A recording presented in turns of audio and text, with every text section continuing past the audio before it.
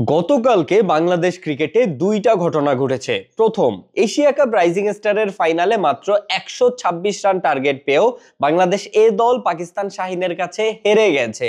দ্বিতীয়, আয়ারল্যান্ডের বিপক্ষে বাংলাদেশের টি-20 স্কোয়াড ঘোষণা করা হয়েছে, যে স্কোয়াডে বিগত টি-20 সিরিজগুলোতে খুব বাজেভাবে ফেল করা জাকের আলী, তৌহিদ হৃদয়, সোহান এরা সবাই তো আছেই, সাথে যুক্ত হয়েছে মাহিদুল ইসলাম অঙ্কন, যেই অঙ্কন সদ্য শেষ হওয়া এশিয়া কাপ রাইজিং এ বিলো এভারেজ পারফর্ম করেছে। এখন কথা হচ্ছে, এই যে জাকের আলী, সোহান, শামীম, হৃদয় এরা যে কন্টিনিউয়াসলি বাজে পারফর্ম করছে এবং এদের নিয়ে যে এত সমালোচনা হচ্ছে, এরা সবাই কিন্তু বাংলাদেশ জাতীয় দলের মিডল অর্ডার এবং ফিনিশিং পজিশনের খেলোয়াড়। তো এদেরকে বাদ দিয়ে যাদেরকে আপনি দলে নিবেন, মানে এই পজিশনগুলোতে পাইপলাইনে যেসব খেলোয়াড় আছে, এরা হচ্ছে ইয়াসির আলী, আকবর আলী, অঙ্কন, দীপু, এই খেলোয়াড়গুলো। তো এই পাইপলাইনের খেলোয়াড়গুলোও তো অলমোস্ট জাকের আলী, হৃদয়দের মতোই পারফর্ম করে রে ভাই, যেটার গরম গরম উদাহরণ আপনি দেখেছেন এশিয়া কাপ রাইজিং স্টারের পুরো সিজন জুড়ে, বিশেষ করে ফাইনাল ম্যাচে। পাইপলাইনের খেলোয়াড়দের মধ্যে যে জিনিসগুলো খুব ভালোভাবে লক্ষ্য করা যায়, যে ইন্টেন্স মোমেন্টে উইকেট দিয়ে আসা,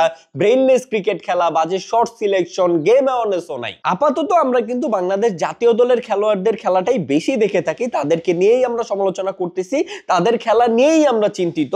কিন্তু যদি আমরা এটা ভেবে থাকি যে জাতীয় দলে যারা বাজে পারফর্ম করতেছে মিডল অর্ডার এবং ফিনিশিং পজিশনে, এদেরকে যখন রিপ্লেস করে পাইপলাইন থেকে প্লেয়ার জাতীয় দলে ঢুকবে, তখন হয়তো বাংলাদেশ জাতীয় দলের অবস্থা ভালো হয়ে যাবে। এটা যদি আমরা ভেবে থাকি, ভাই আমাদের বাংলাদেশ জাতীয় দলের পাইপলাইনের পাইপে যে বিশাল বড় বড় ফুটা, সেইটার কি হবে?